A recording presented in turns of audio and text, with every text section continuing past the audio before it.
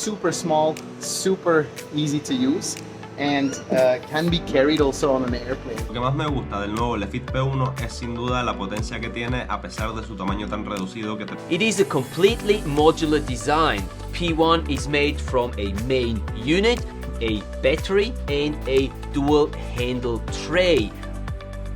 This double crossbar allows you to use two P1 units at the same time for double the power and speed.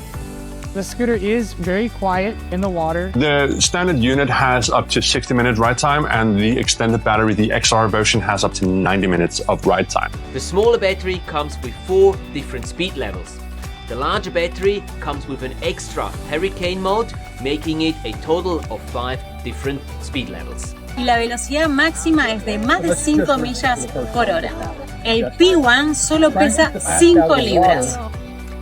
So I think the P1 is designed for many different people. For me to work, for filming underwater, for professional, recreational, beginner going underwater, you can have fun with that.